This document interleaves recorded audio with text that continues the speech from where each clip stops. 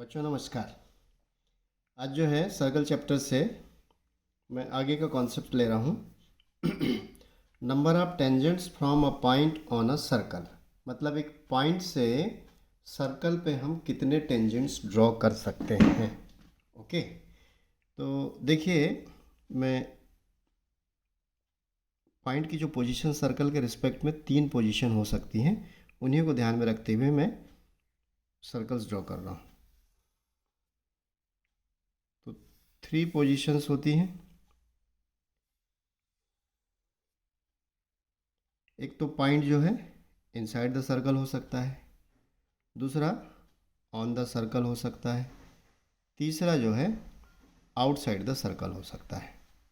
Okay, suppose कर लें कि ये पॉइंट आपका पी है। तो जब इनसाइड द सर्कल होगा तो पी से पास होने वाले जितने भी लाइन हैं, यदि हम ड्रॉ करते हैं,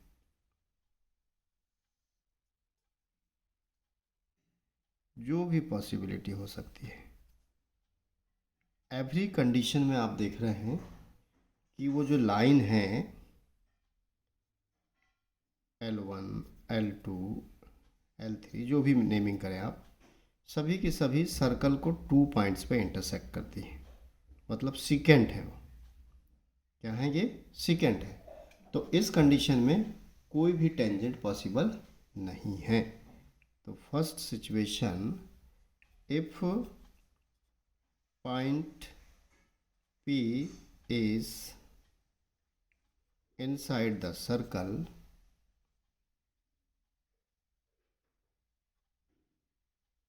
then no tangent is possible.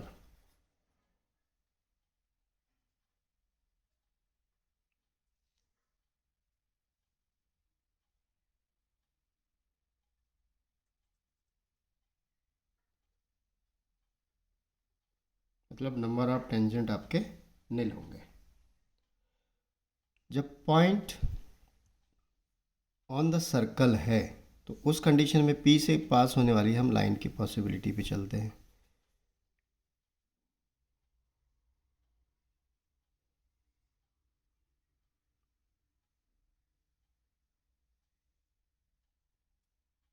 मेरा फिगर ले रहा हूँ मैं।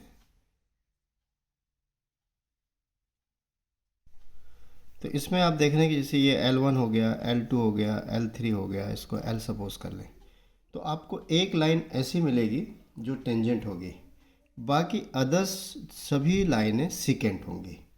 ओके, तो यहाँ पे जो पॉसिबिलिटी है आपकी,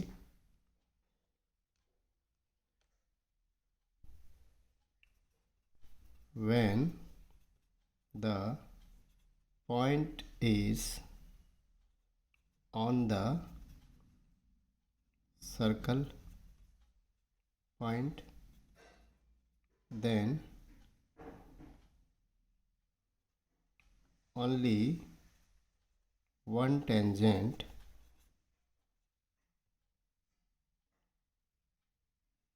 from this point to the circle is possible. मतलब नंबर ऑफ टेंजेंट इसमें 1 होगा। अब आगे चलते हैं। जो थर्ड सिचुएशन है कि अब जो है पी से पास होने वाली लाइन ड्रॉ करते हैं। Suppose that this one, suppose that this one, और भी हो सकता है, लाइक दिस,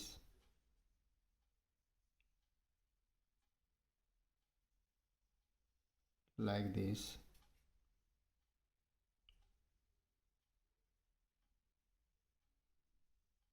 like this। तो ऐसी कंडीशन में कुछ लाइनें, दिस वन और भी हो सकती हैं, ये सीकेंट है, कुछ नॉन इंटरसेक्टिंग है, और कुछ जो है आपकी सर्कल को टच करते हुए जा रही हैं। तो सर्कल को टच करते हुए जाने वाली लाइन कितनी देख रहे हैं आप यहाँ पे? 2 हैं। ठीक, तो इसका जो कंक्लूजन आएगा,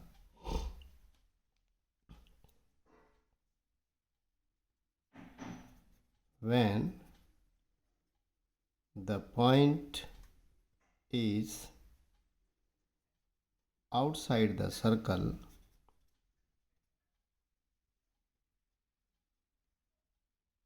then two tangents are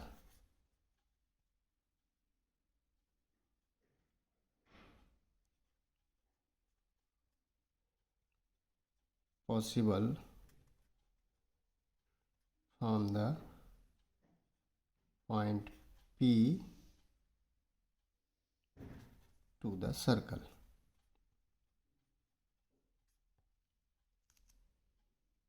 I think आपको समझ में आ गया होगा। इस कंडीशन में नंबर ऑफ टेंजेंट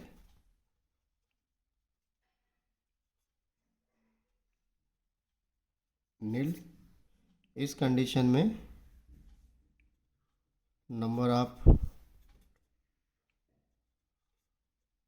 टेंजेंट 1, और इस कंडीशन में नंबर ऑफ टेंजेंट्स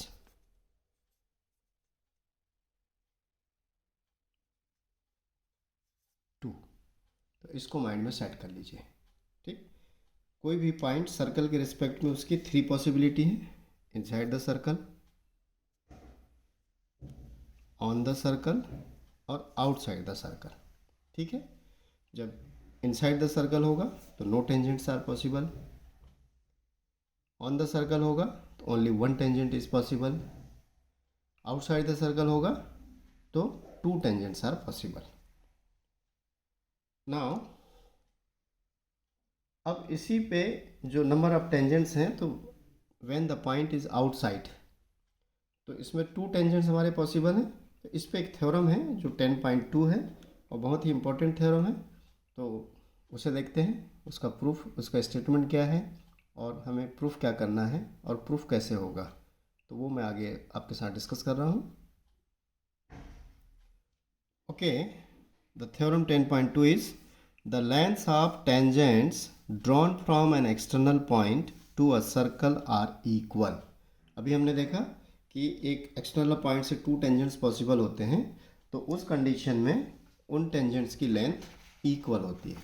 तो पहले एक पॉइंट आता है कि what is the length of tangent, उसको आप समझ लीजिए। जैसे हमने एक सर्कल लिया, ये एक्सटर्नल पॉइंट P ले लिया और यहाँ से हमने टेंजेंट ड्रॉ कर दिया। ठीक, सपोज कर लेते हैं कि इसका कॉन्टैक्ट पॉइंट A है, तो जो एक्सटर्नल पॉइंट है वहाँ से कॉन्टैक्ट पॉइंट का डिस्टेंस मतलब PA, इसी को हम बोलेंगे length of tangent, length of tangent, इसको ध्यान रखिएगा। ठीक, तो यही बताना है आपको कि मतलब यदि दूसरा टेंजेंट हम ड्रॉ करते हैं, मान लीजिए B पॉइंट है, तो PA और PB दोनों इक्वल होना चाहिए, ये इस थ्योरम में हमको प्रूफ करना है। ठीक, तो मैं इसका प्रूफ ले रहा हूँ। ऑब्वियसली टेंजेंट बोला है, सर्कल बोला है, तो जो फिगर होगा, एक सर्कल ले लें हम,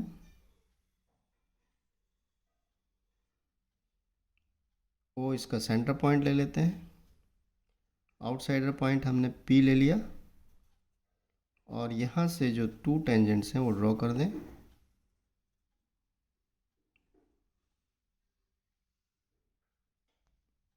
suppose that these are the point A and B। Okay, तो first we write the given. What is given, मैंने पहले भी बताया है कि ऐसे क्वेश्चन जब आते हैं subjective, prove the theorem like this, तो इसमें ध्यान रखिए हमेशा पॉइंट्स का डिस्ट्रीब्यूशन है फिगर में, given that to prove construction if required and proof, तो ये सब चीज़ें लिखना ज़रूरी है। तो a circle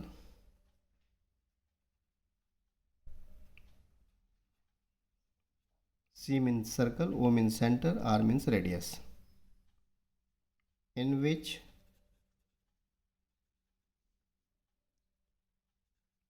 PA and PB are two tangents from point P. Okay. To prove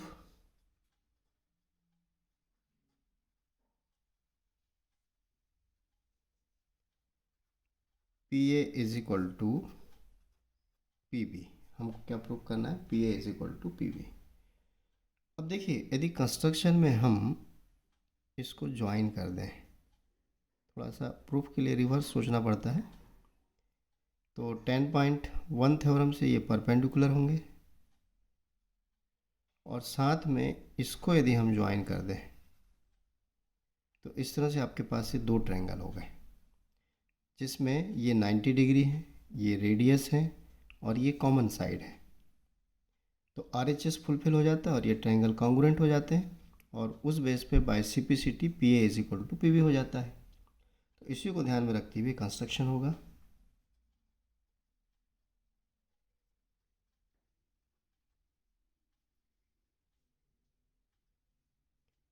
join OA OB and OP. Okay. Now proof. अभी मैंने आपको बताया कि दोनों ट्रायंगल्स को हमको कॉन्ग्रुएंट प्रूफ करना है, तो इनको कंसीडर कर लें। इन triangles OAP and OBP. Okay. What we have given? OA is equal to OB is equal to radius. OP is equal to OP is common side.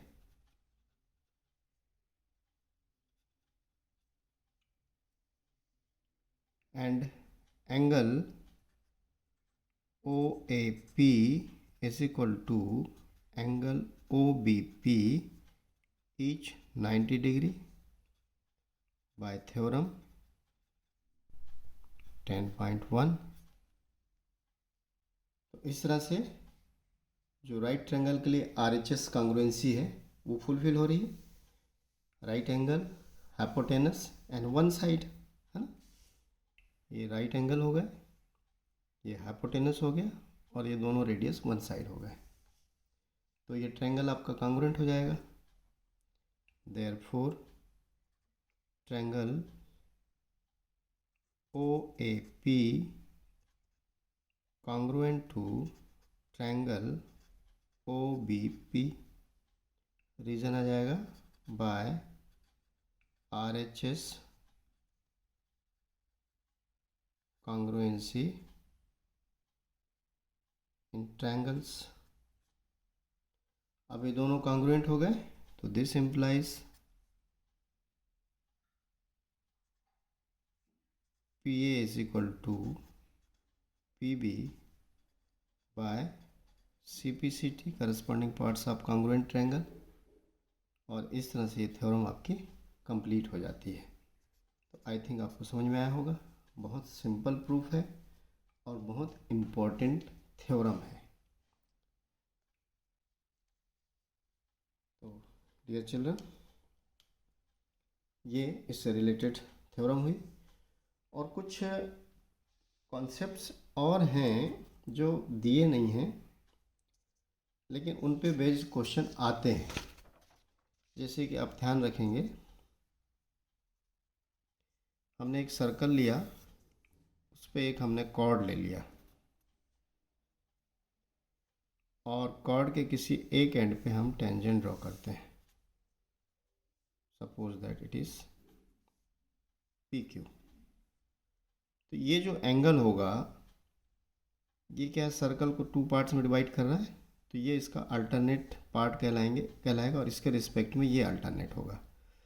तो यहाँ पे इतने पोर्शन में आप एनीवेयर कहीं पे भी पॉइंट लेते हैं उस पॉइंट पे कॉर्ड जो एंगल सब्सटेंड करेगा वो एंगल इसके इक्वल होगा। सिमिलरली ये वाला एंगल मतलब इस पार्ट के साथ है, तो इसके अल्टरनेट में यदि हम कोई पॉइंट ले लें एनीवेयर कहीं पे भी, इस पे यदि एंगल ड्रॉ करते हैं, कॉर्ड एंगल जो सब्सटेंड करता है वो इसके इक्वल होगा। तो ये ध्यान रखिएगा। दूसरा जो है क्वेश्चन पूछे गए हैं इसके पहले, है ना, बोर्ड में। अगेन हमने एक सर्कल लिया, एक आउटसाइडर पॉइंट लेते हैं, यहाँ से एक सीकेंट ड्रॉ कर दें। ये सब पहले थ्योरम हुआ करती थी, सब डिलीट हो गया है ना। मान लीजिए ए बी पे इंटरसेक्ट कर रहा है और यहाँ से एक टेंजेंट ड्रॉ करते हैं। दो टेंजेंट पॉसिबल है, इस साइड ले लिया हमने। सपोज कर लेते हैं पॉइंट ऑफ कांटेक्ट टी है। ओके, तो यहाँ पे ध्यान रखिएगा P T square is equal to P A into P B होता है। लेंथ ऑफ टेंजेंट का square is equal to P A into P B, और इसको बोलते हैं power of tangent, power of tangent, ये ध्यान रखिएगा। तो इन पे बेस्ड न्यूमेरिक क्वेश्चंस फ्रेम होते हैं। आपको ये एंगल दे देगा और बताइए कि ये एंगल की वैल्यू क्या होगी। यदि मान लीजिए ये 60 डिग्री है तो ये 60 डिग्री हो जाएगा। यदि आपको कॉन्सेप्ट मालूम है तो आप इजीली आंसर डिक्लेयर कर सकते हैं। कभी कभी क्या है, इसमें ये लेंथ गिवन हो जाएंगी और इस लेंथ को फाइंड आउट करो बोलेगा, तो इस टाइप का मतलब न्यूमेरिक क्वेश्चन इसमें फ्रेम होते हैं, तो ये ध्यान रखिएगा। तो ओके चिल्ड्रन, इस चैप्टर से रिलेटेड इतना ही कॉन्सेप्ट है।